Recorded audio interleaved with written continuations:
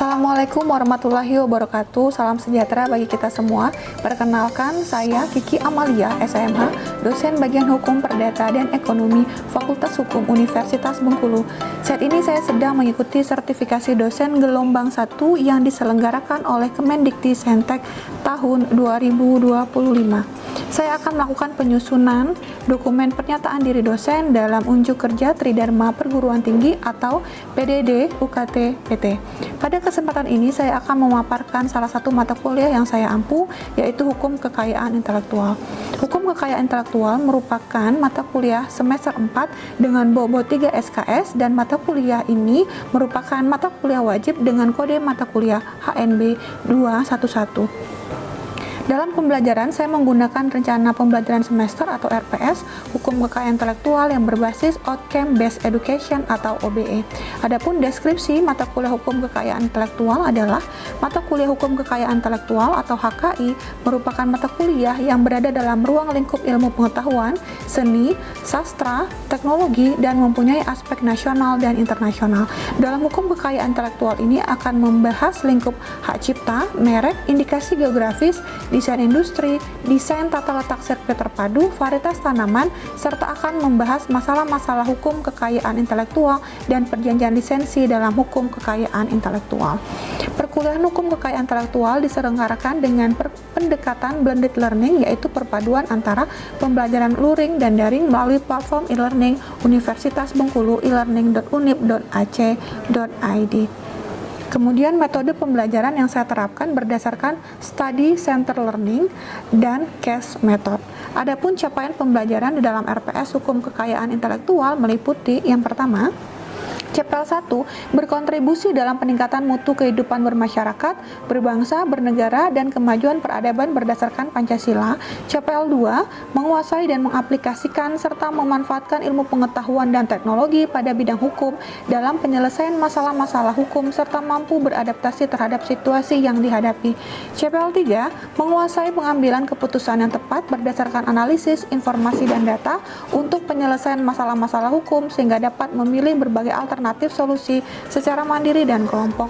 Kemudian CPL 4 mampu mengaplikasikan bidang keahliannya dan memanfaatkan ilmu pengetahuan dan teknologi pada bidangnya serta penyelesaian masalah dan mampu beradaptasi terhadap situasi yang dihadapi. CPL 5 mampu menjabarkan konsep teoritis bidang hukum secara umum dan konsep teoritis bagian khusus dalam bidang hukum secara mendalam serta mampu memformulasikan penyelesaian masalah prosedural.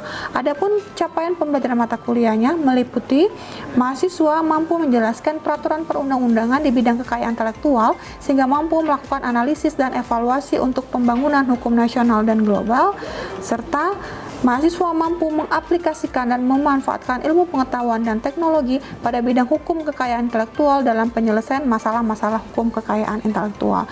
Kemudian media pembelajarannya adalah PowerPoint, e-learning Universitas Bengkulu, dan Zoom meeting.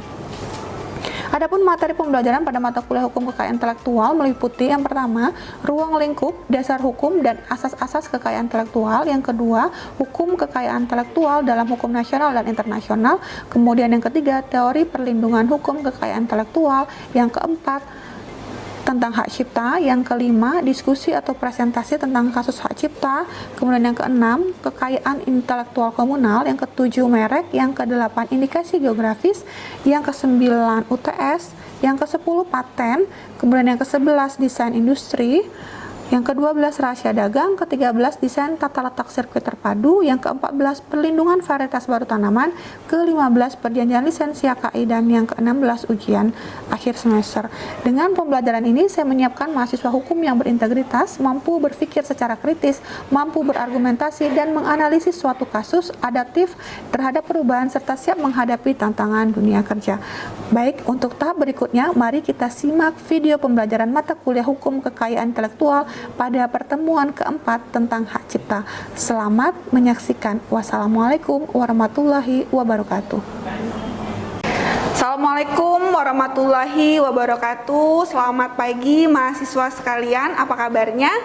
Alhamdulillah. Alhamdulillah, baik ya. Hari ini kita masuk kembali dalam mata kuliah Hukum Kekayaan Intelektual pertemuan keempat yang akan membahas tentang hak cipta. Setelah sebelumnya kita sudah membahas materi tentang teori perlindungan hukum kekayaan intelektual. Baiklah, sebelum memulai perkuliahan pada hari ini, kita akan berdoa terlebih dahulu ya. Berdoa dimulai.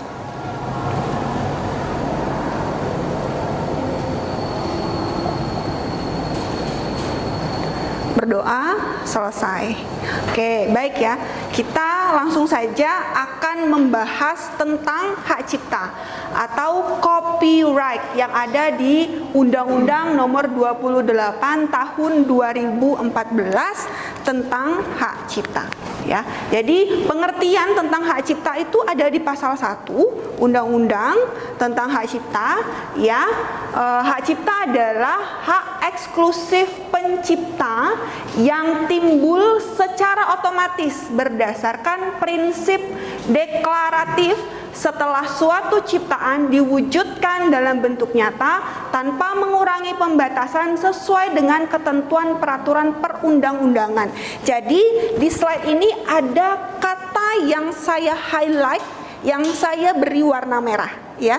Jadi perlindungan hak cipta itu dia timbul secara otomatis tanpa memerlukan pendaftaran. Contoh ya, seandainya kalian ingin menciptakan sebuah lagu, ya, menciptakan sebuah lagu itu kan ada ide terlebih dahulu ya.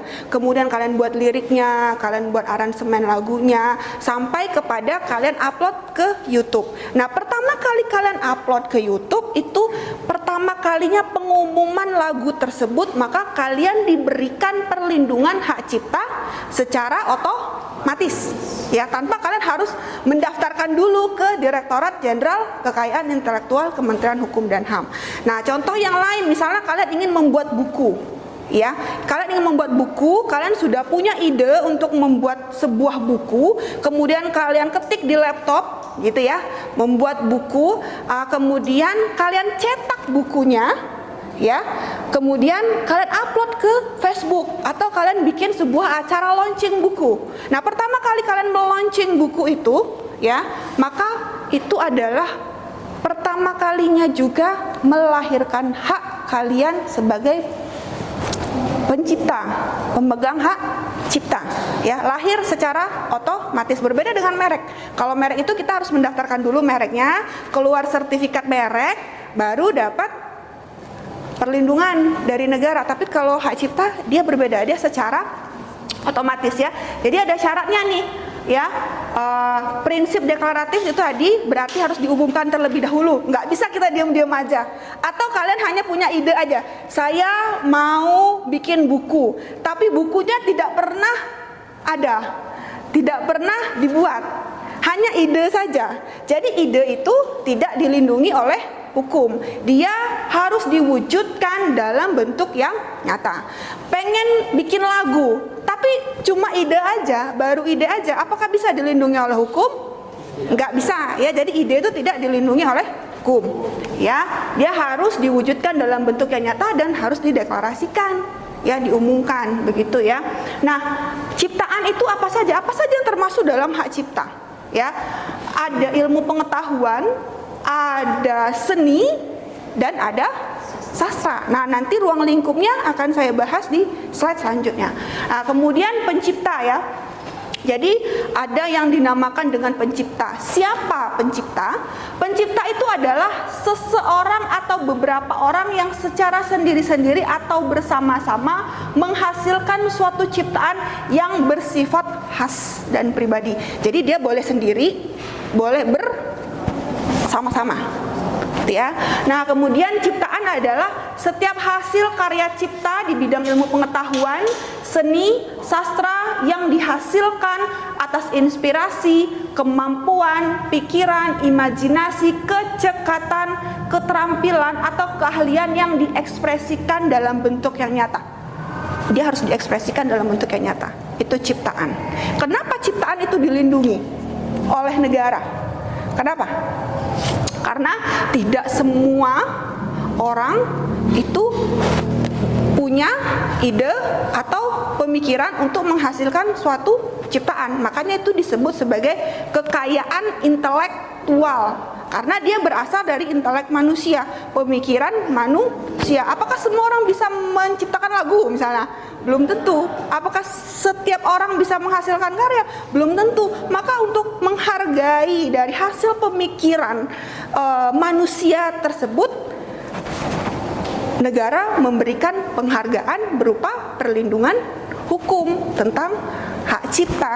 Ya, di sini ada ruang lingkupnya ya, ada ilmu pengetahuan, seni dan sastra. Jadi jangan lagi mahasiswa nanti, misalnya kalian punya lagu, terus bilang gini, saya mau mematenkan lagu saya. Benar atau salah? Kenapa salah? Karena lagu itu bukan paten. Paten itu biasanya dalam bentuk teknologi.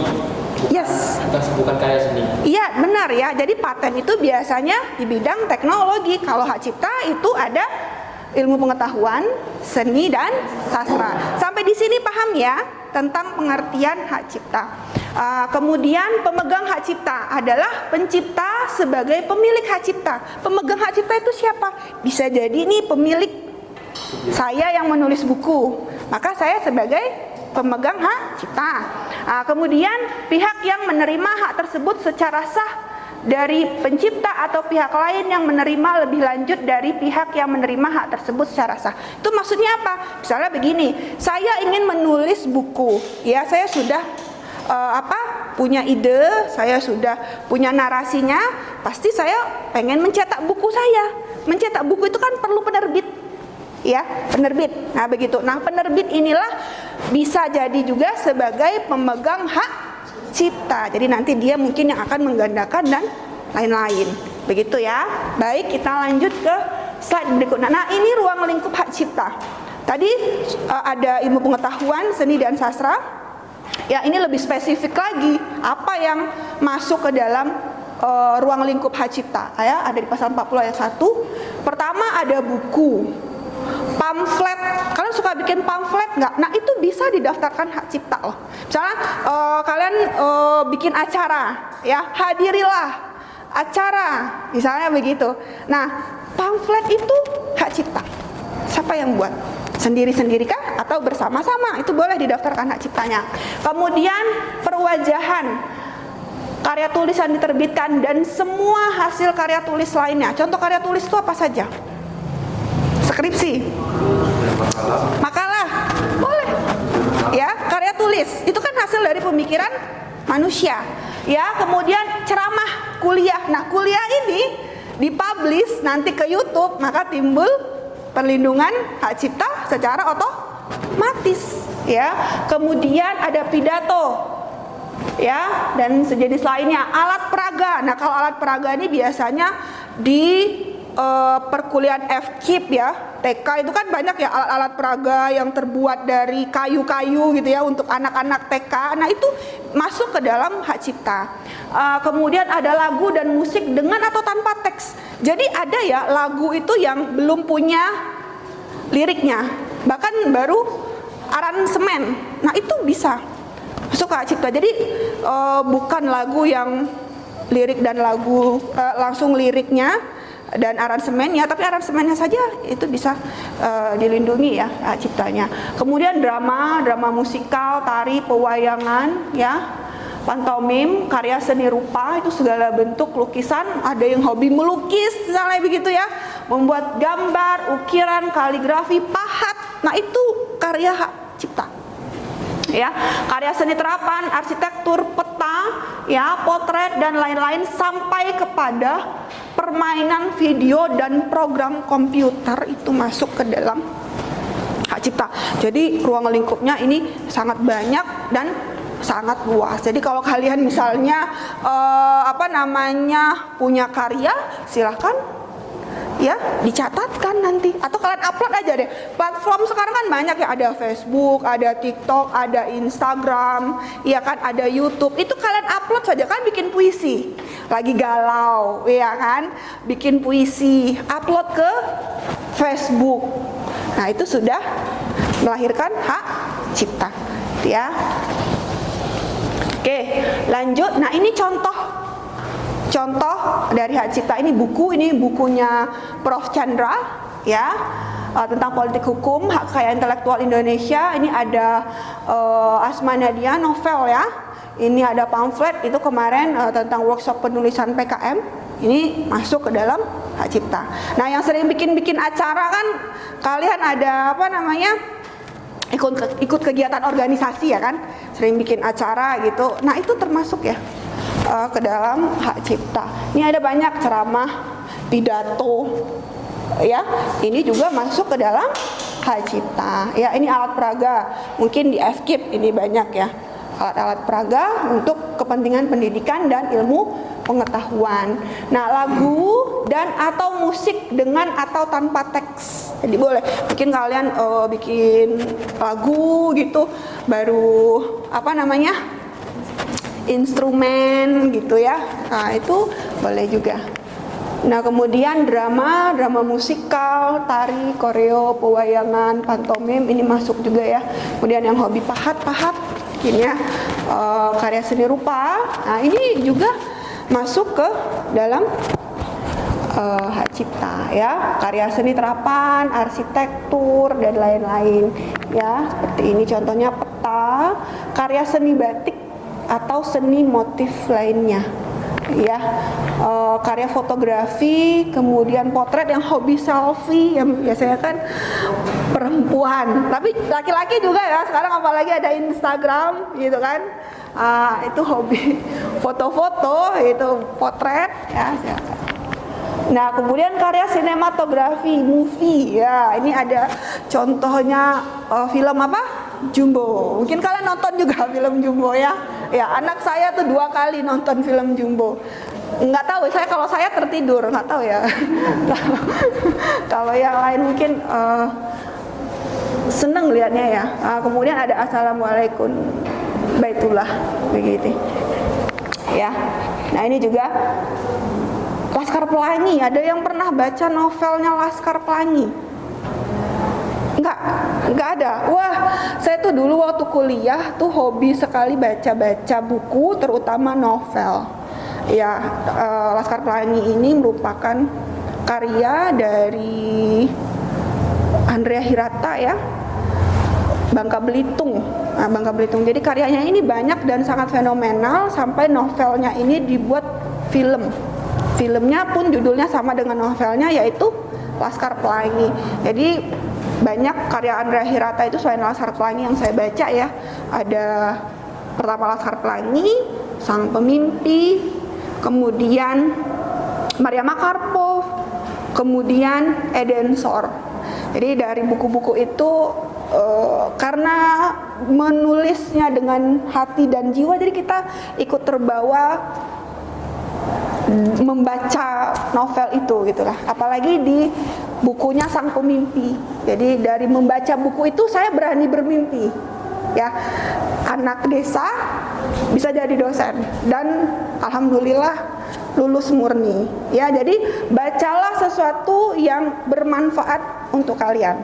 Itu ya, baca buku, kemudian dengar podcast yang bermanfaat, searching begitu ya, untuk upgrade diri kalian. Karena sekarang kalian harus bersaing dengan 8 miliar manusia di dunia, ya kan? Maka apa yang harus kalian persiapkan untuk kalian mampu bersaing dengan pesaing-pesaing kalian, gitu ya. Nah, salah satunya dengan kuliah udah masuk di FH Unip, jangan disia-siakan karena banyak banget loh yang pengen duduk di sini. Ya, dan kalian sudah di sini, jangan disia-siakan. Ya, oke. Selain novel ya, ini ada terjemahan ekspresi budaya tradisional banyak ya, dan lain-lain. Ada juga cerita-cerita rakyat. Apa cerita rakyat yang kalian ingat? Malin Kundang. Oke, apa lagi? Timun Emas. Oh, masih ya kalian dengar cerita rakyat itu ya. Bawang merah, bawang putih, ya cerita rakyat. Kalau dulu ya zaman saya kecil itu sering ada di televisi, tapi sekarang cerita-cerita rakyat itu jarang, mungkin nggak ada ya di televisi, kecuali kalian cari sendiri di YouTube. Nah, dari zaman saya kecil itu pertelevisian kalau hari Minggu pasti Doraemon. Iya. Kemudian apa namanya, Power Rangers. Nah, kalian ketemu nggak dengan film Power Rangers? Shinchan. Nah, kemudian apa lagi?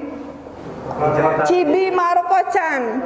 Nah, masih nggak sekarangnya masih eksis tuh Doraemon. Nah, sekarang yang anak-anak senang itu dari Malaysia, Upin dan Ipin. Zaman saya dulu belum ada Upin Ipin. Iya. Kayak cerita-cerita rakyat begitu. Nah, semoga cerita rakyat itu nanti ketika kalian sudah berkeluarga punya anak, ceritanya cerita rakyat ya. Bawang merah, bawang putih, timun mas yang ada raksasa begitu ya kan. Jadi bercerita, mendongeng ya kepada anaknya.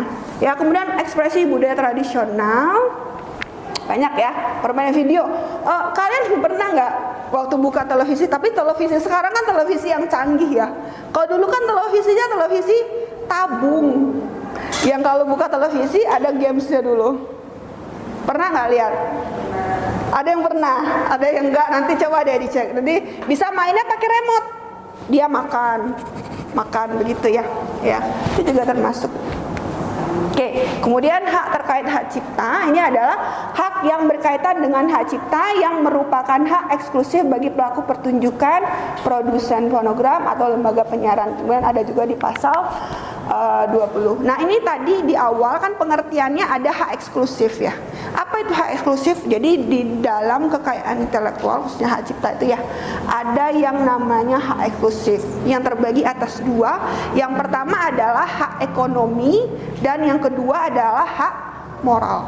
Nah, hak ekonomi ini apa? Semua yang berbau-bau ekonomi yang bisa menghasilkan keuntungan atau uang. Jadi hak ekonomi itu apa? Misalnya kalian sudah menjadi pencipta lagu, ya. Jadi kalian berhaknya apa? Kalian dapat dua hak, hak ekonomi dan hak moral. Hak ekonominya apa? Kalian yang boleh menerbitkan ciptaan. Kalian yang boleh menggandakan ciptaan. Ya, kemudian menerjemahkan ciptaan, mengadaptasi ciptaan, pendistribusian ciptaan, pertunjukan ciptaan, pengumuman ciptaan, komunikasi ciptaan, dan penyewaan ciptaan. Itu hak kalian. Ya, itu hak dari si pencipta. Kalau misalnya saya menerbitkan sebuah buku, udah sampai dicetak bukunya ya, siapa yang boleh menggandakan buku tersebut? Penerbit? Siapa? Saya boleh nggak? Enggak. Pemilik? Oh, boleh.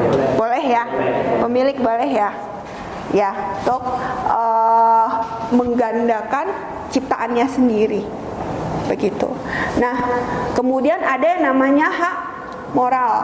Hak moral itu adalah tetap mencantumkan atau tidak mencantumkan namanya pada salinan sehubungan dengan pemakaian ciptaannya untuk umum. Dan hak moral ini haknya abadi.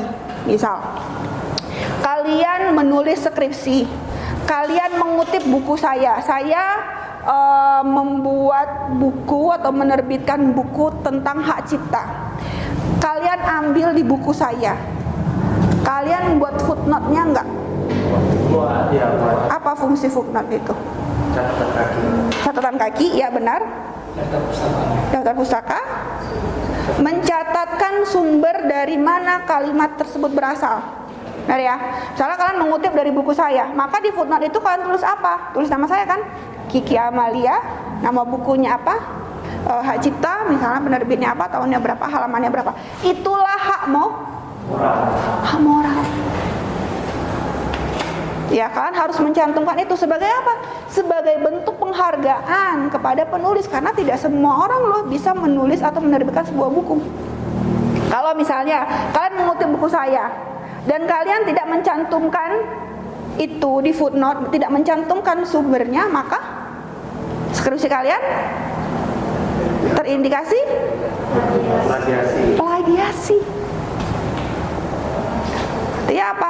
Ya berarti kalian mengambil buku, mengambil kutipan kalimat dari buku saya, tapi kalian tidak mencantumkan sumbernya, ya maka orang ketika membaca skripsi kalian menganggap bahwa itu hasil dari pemikiran kalian, padahal itu hasil dari pemikiran buku orang lain.